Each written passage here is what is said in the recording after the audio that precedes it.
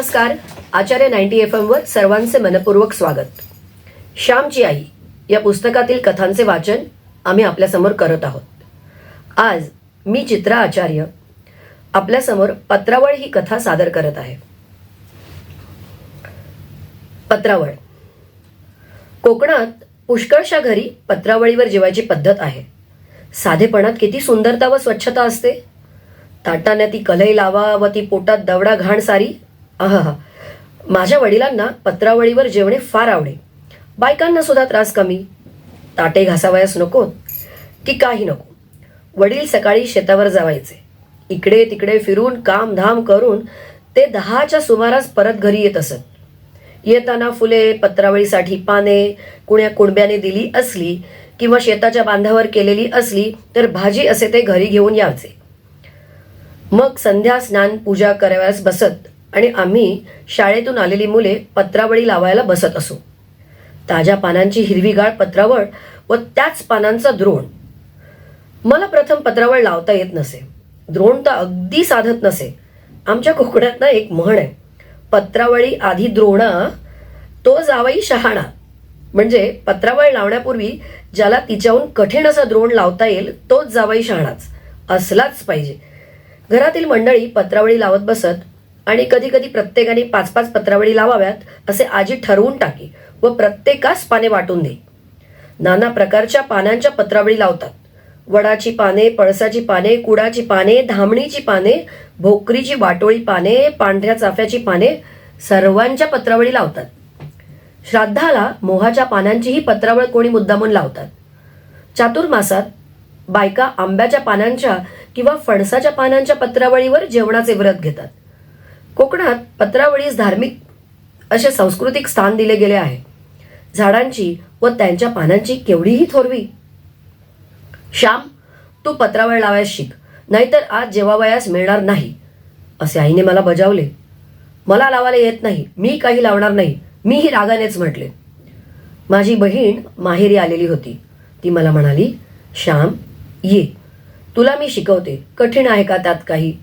नको, मला नको तू शिकवायला, जा, मी उर्मटपणे त्या प्रेमळ बहिणीस उत्तर दिले. माझी अक्का फारच सुंदर पत्रावळ लावत असे. माझे वडीलही पत्रावळ व द्रोण लावण्यासाठी गावात प्रसिद्ध होते. आमच्या गावात रामभटजी म्हणून एक होते. त्यांची तर आख्यायिकाच झाली होती. जे पान हातास लागेल ते घेऊन रामभटजी टोचीत जावायचे. चांगलेच पान पाहिजे, हे इथे बसणार नाही वगैरे विचार त्यांच्या मनातच येत नसत. कसेही पान असो, रामभटजीच्या पत्रावळीत त्याला स्थान आहेच. कोणाकडे लग्नमुंजी असली, प्रयोजन वगैरे असले की गावातील मंडळी त्यांच्याकडे जमावयाची व पत्रावळी लावत बसायची. गप्पा गोष्टी करत सहकार्याने कामे करायची. अलीकडे ही पद्धत जात चालली आहे. अशी ही पत्रावळीची परंपरा मला शिकणे भाग पडले. परंतु मी पडलो हट्टी. मी काही त्या दिवशी पत्रावळ लावली नाही. मी पत्रावळ लावली नाही व आईने माझे पान मांडले नाही. ज्याने त्याने आपापली पत्रावळ घेऊन बसावे असे ठरले होते. माझी पत्रावळ नाही. सारी जण हसू लागली. माझ्यासाठी माझी अक्का रदबदली करू लागली. उद्या लावशील ना श्याम पत्रावळ? उद्या शिको माझ्याजवळ. आई, उद्या तो लावेल हो, वाढ आज त्याला, असे अक्का म्हणू लागली. परंतु आम्ही एरंडासारखे फुगलो होतो. मी नाहीच लावणार, जा, मला नका वाढू जेवायला, माझे अडले आहे खेटर, मी तसा उपाशी राहीन, असे रागाने म्हणत मी ओसरीवर गेलो. पोटात तर खरं भूक लागली होती. कोणी आणखीन समजूत घालावयास येते का याची वाट बघत होतो. शेवटी माझी थोर निराभिमानी अक्का तीच पुन्हा मजजवळ आली. ती म्हणाली, श्याम, चल रे जेवावयास. मी उद्या सासरी गेले म्हणजे थोडीच येणार आहे समजावयास. उठ, चल, लहानसे ठिकोळे लाव व त्यावर बस जेवावयास. 3 पानांच्या पत्रावळीस ठिकोळे म्हणतात. 4 पानांच्या पत्रावळीस चौफुला म्हणतात. पळसाचे मोठे पान असले तर एकाच पानावर आम्ही मुले जेवत बसू. एकच पान पुरे होत असे. वाटोळी मोठी पत्रावळ, तिला घेरेदार पत्रावळ म्हणतात. माझ्या वडिलांना लहान पत्रावळ आवडतच नसे. चांगली मोठी गोलदार आवडत असे. रानात भरपूर पाने असतात. त्यात कसली काटकसरता करायची. विस्तीर्ण पानम भोजनम, जेवावयास मोठे पान घ्यावे असे ते म्हणत. अक्काच्या शब्दांनी मी विरघळलो. सासरी गेल्यावर ती थोडीच रुसणाऱ्या भावाजवळ आली असती. 2 दिवस ती आली होती. तरी मी तिच्याशी नीट वागलो नाही. मला वाईट वाटले व डोळ्यात पाणी आले. अक्काने माझ्या हातात पान दिले. हे आता खाली आधाराला लाव असे ती म्हणाली. मी एका हाताने चोळ घेतली व टाका लावला, परंतु चोळ फार लोचट होती. टाका तुटे ना. श्याम, ही दुसरी चोळ घे, ही चांगली आहे असे म्हणून अक्काने दुसरी चोळ जुडीतून काढून दिली. कसे तरी मोठे मोठे टाके घालून मी ठिकोळे तयार केले व घरात नेले. ही माझी पत्रावळ, वाढ मला, मी आईला म्हणालो. हातपाय धुवून आलास का पण? आईने विचारले. हो, केव्हाच धुतले हातपाय, मी काही घाणेरडा नाही, मी म्हटले. घाणेरडा नाहीस, पण तू सुसूत करतो आहेस. नाक शिंकरून ये, तो मी इकडे वाढते, आई म्हणाली. मी नाक स्वच्छ करून आलो व जेवावयास बसलो. पोटभर जेव, उगीच हट्ट करतोस. शेजारचा वासू एवढा असा आहे, पण छान लावतो कशी पत्रावळ, आई बोलत होती. मी रागाने भराभरा जेवत होतो. पत्रावळ कशी तरी लावलेली होती. तिचा एक टाका निघाला व माझ्या घशात अडकला. मी घाबरलो. शेवटी निघाला एकदाचा. टाके घशात जातात म्हणून म्हणतो पत्रावळ तू लाव, मला लावायला येत नाही, तरी म्हणे लाव, मी रागाने म्हटले. आमच्या घशात नाही जात ते, तू निष्काळजीपणाने लावलीस याचे हे प्रायश्चित्त. जोपर्यंत तू चांगली पत्रावळ लावण्यास शिकणार नाहीस तोपर्यंत तुझी पत्रावळ तुलाच ठेवण्यात येईल, आई म्हणाली. मी दुसऱ्या दिवसापासून चांगल्या पत्रावळी लावण्याचा निश्चय केला.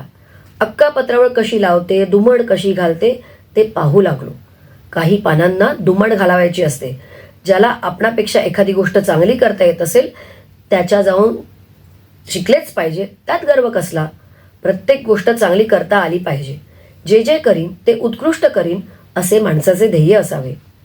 पत्रावळ लावणे असो व ग्रंथ लावणे असो, शेण लावणे असो व शेला विणणे असो, माझ्या वडिलांचा हा गुण होता. ते धुणी दांडीवर वाळत घालीत तर कशी खाली सारखी घालीत, टोकाला टोक मिळालेले. आमच्या गावात एक गरीब गृहस्थ होते. ते गोंधळेकरांकडे धुणी वाळत घालण्याचे काम करीत. ते इतकी छान धुणी वाळत घालत की पाहत बसावे. माझे वडील भाजीच्या दळ्यांना पाणी शिंपीत. त्यावेळेस किती बारीक धारेने शिंपीत, हाताने धार धरून शिंपीत, परंतु ते काळजी घेत. प्रत्येक गोष्टीत नीटनेटकेपणा असला पाहिजे, सौंदर्य असले पाहिजे. माझ्या आईने मला प्रत्येक गोष्ट मनापासून करावयास शिकवले. प्रत्येक गोष्ट चांगली करावयास लावले. आपण लावलेली पत्रावळ कोणालाही मांडतील. जर ती नीट नसेल तर जेवणाऱ्याच्या घशात टाका जावयाचा. आणि पत्रावळ लावताना मनात म्हटले पाहिजे, कोणीही याच्यावर जेव, नीट जेवता येईल, घशात टाका जाणार नाही, फटीतून अन्न खाली जाणार नाही. मी चांगली पत्रावळ लावायला शिकलो. एक दिवस माझ्या हातची पत्रावळ मुद्दामून वडिलांसाठी मांडली.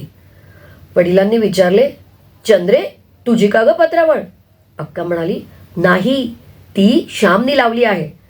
वडील म्हणाले, इतकी चांगली केव्हापासून यावयास लागली? आई म्हणाली, त्या दिवशी जेवावयास घातले नाही व तू चांगली पत्रावळ लावीपर्यंत तुझी तुलाच घ्यावी लागेल असे सांगितले म्हणून नीट शिकला. मी आईला म्हटले, आता मागचे कशाला सांगतेस?